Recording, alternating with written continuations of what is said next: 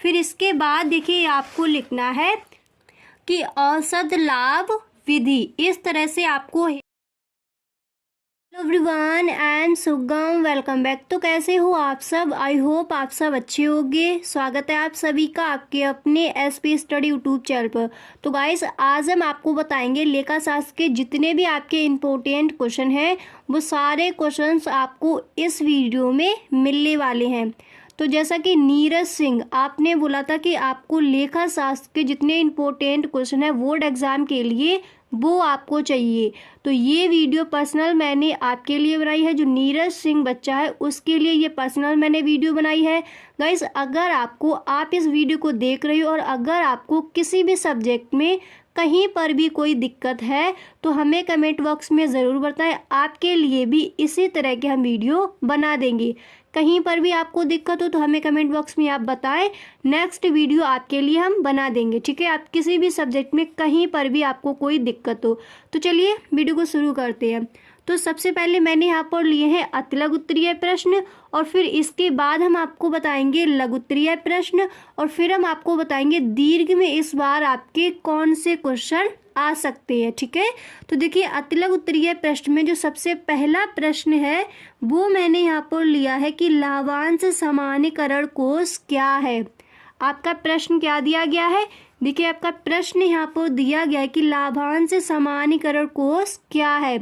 तो इसका आंसर आपको इस तरह से देना है कि इसे सुनेरों के यदि लाभ हानि खाते में पहले से हानि की रकम चली आ रही है तो जब तक वह लिखित ना हो जाए तब तक लाभांश की घोषणा नहीं करनी चाहिए।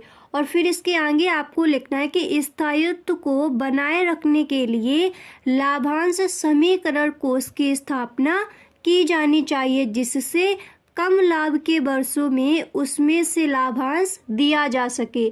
इस तरह से आपको इस प्रश्न का आंसर लिखना है। समझ आ गया?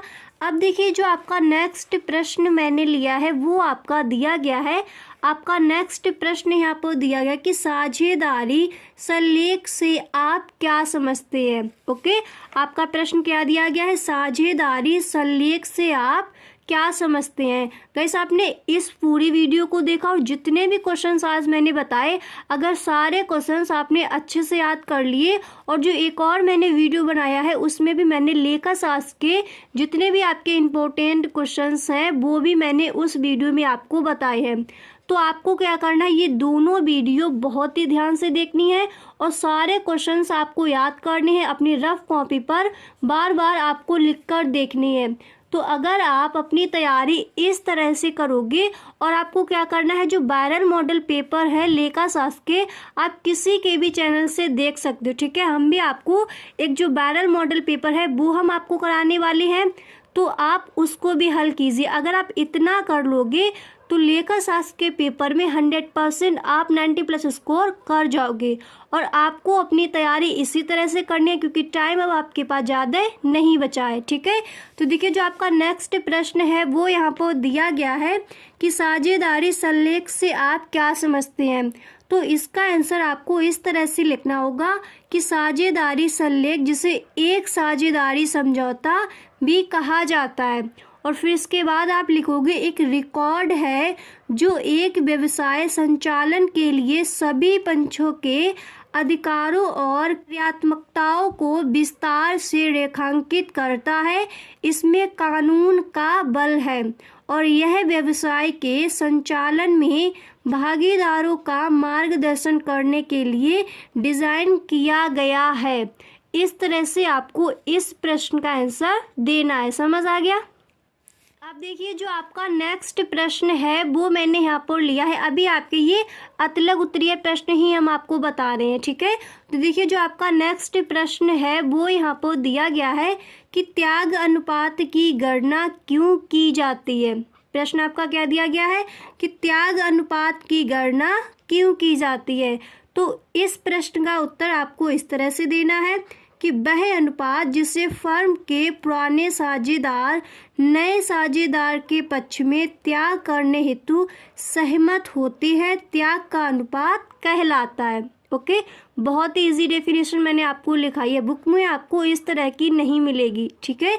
इस तरह से आपको लिखना है। फिर इसके बाद आप लिखोगे इस अनुपात की गणना करना बहुत महत्वपूर्ण है क्योंकि नए साझेदार को अपने लाभ के हिस्से का त्याग करने के लिए पुराने भागीदारों को क्षतिपूर्ति करने की आवश्यकता होती है। ओके, फिर देखिए जो आपका नेक्स्ट प्रश्न है वो मैंने यहाँ पर लिया है। अब देखिए जो आपका अगला प्रश्न है वो दिया गया है कि अंशों पर अग्रिम और अवशिष्ट याचना का क्या कारण है। प्रश्न आपका क्या दिया गया कि अंशों पर अग्रिम याचना और अवशिष्ट याचना का क्या कारण है। तो इसका आंसर आप इस तरह से दोगे कि जिसे अंश पत्रधारी कंपनी की मांग के अनुसार यथा समय याचनाओं यानी कॉल्स देती है, लेकिन जब कभी किन्हीं पत्रधारियों के द्वारा याचना राशि से अधिक धन अंश लेने के लिए भेज दिया जाता है तो उसे अग्रिम याचना का भुगतान कहते हैं, यानी उसे कॉल्स एंड एडवांस कहते हैं, ठीक है। इस तरह से आप इस प्रश्न का आंसर लिखोगे। फिर देखिए जो आपका नेक्स्ट प्रश्न है ये बहुत ही इम्पोर्टेंट है, आप पेपर उठा के देखना।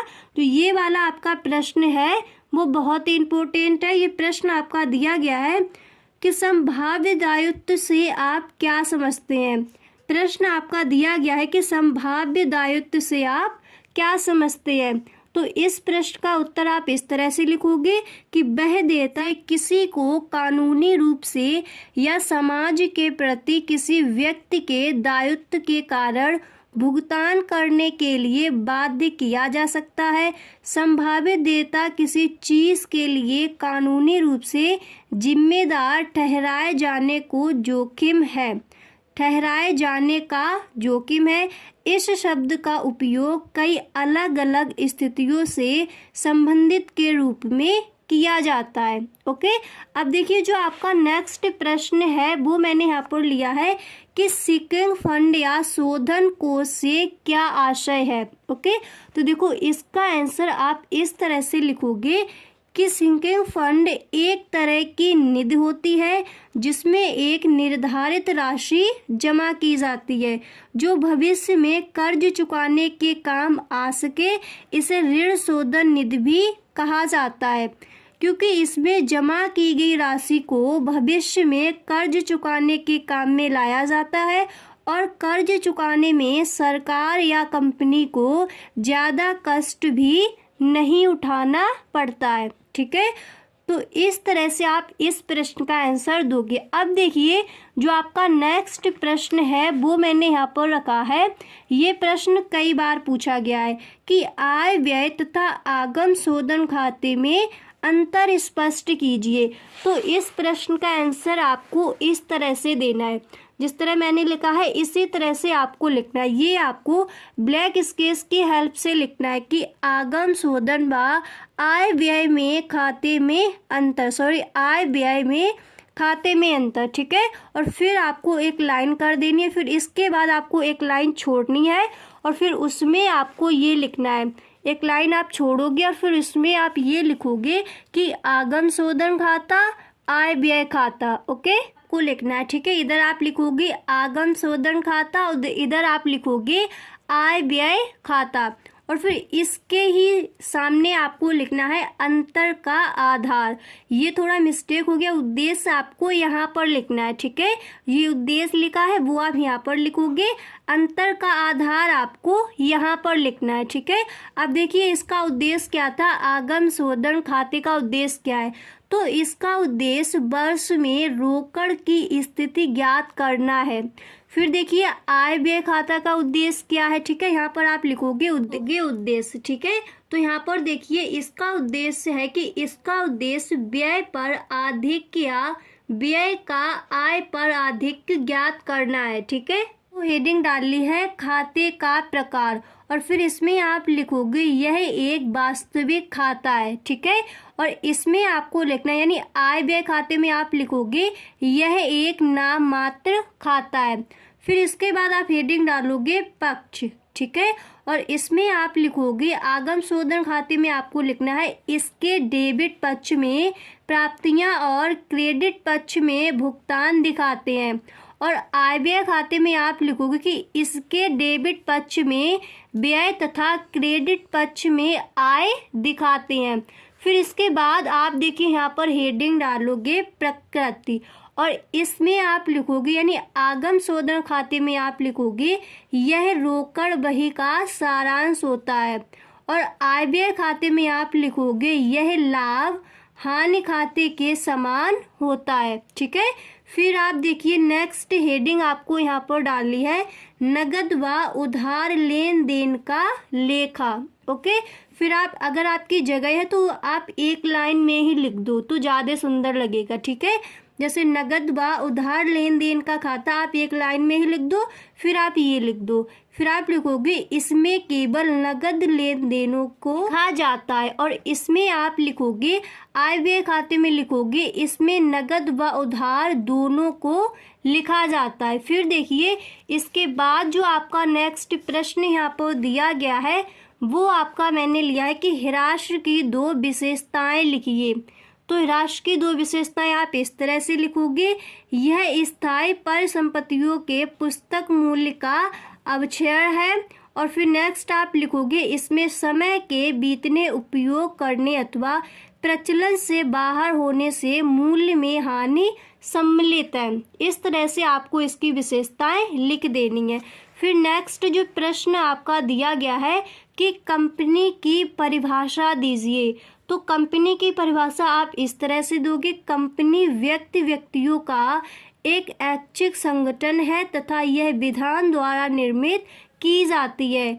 इसका स्वयं का प्रबंध संचालक मंडल पूंजी व स्वयं की सार्वमुद्रा होती है। फिर इसके आगे आपको लिखना है कि कंपनी अधिनियम 2013 के अनुसार कंपनियां 2 प्रकार की होती हैं। कौन कौन सी जाएगी आपकी प्राइवेट कंपनी, दूसरी हो जाएगी सरकारी कंपनी, ओके।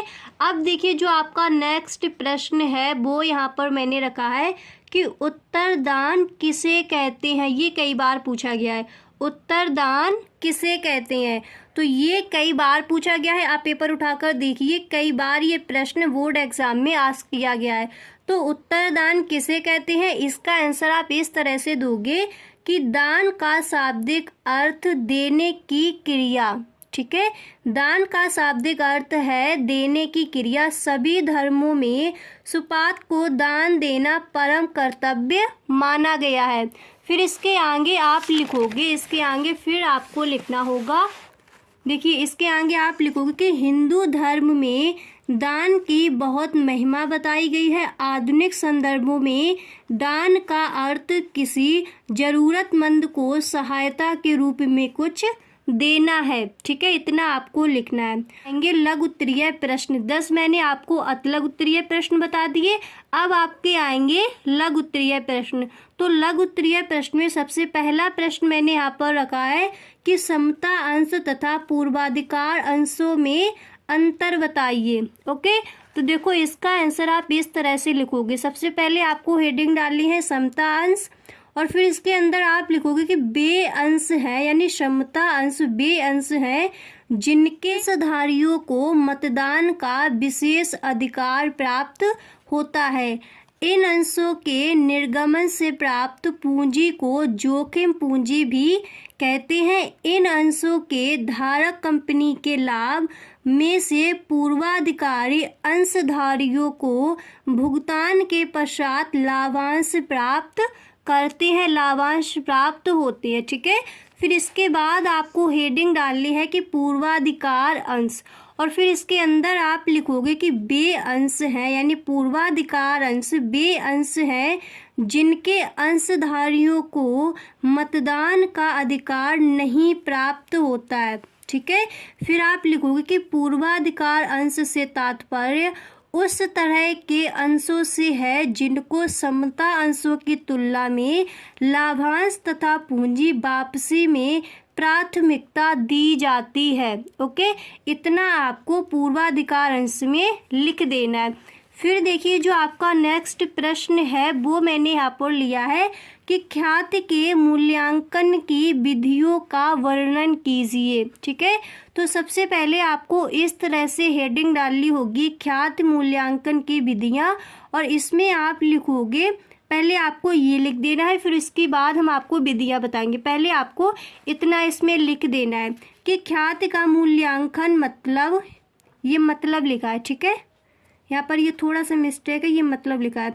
तो ख्याति का मूल्यांकन मतलब कुछ परिस्थितियां हैं। सबसे पहले साझेदारी के मामले में जब कोई प्रवेश, सेवानिवृत्ति, मृत्यु या सम्मेलन होता है या लाभ साझा करने के अनुपात में परिवर्तन होता है तो ख्याति का मूल्यांकन आवश्यक हो जाता है। पहले आप इतना लिखोगे, फिर इसके बाद देखिए आपको लिखना है, फिर इसके बाद आप लिखोगे कि औसत लाभ विधि। इस तरह से आपको हेडिंग डालनी है। अब हम आपको विधियां बता रहे हैं, तो इसमें आप लिखोगे, इस विधि के अनुसार पिछले कुछ लाभों को जोड़कर औसत ज्ञात किया जाता है और इस औसत को कुल वर्षों के क्रय के बराबर करके ख्याति मूल्य ज्ञात किया जाता है। यह औसत दो प्रकार से ज्ञात किया जा सकता है। और फिर इसके बाद जो इनकी विधि है वो आपको लिख देनी है। नंबर 2 कौन सी है? अधिलाभ विधि। नंबर 3 पूंजीकरण विधि। नंबर 4 क्या हो जाएगी?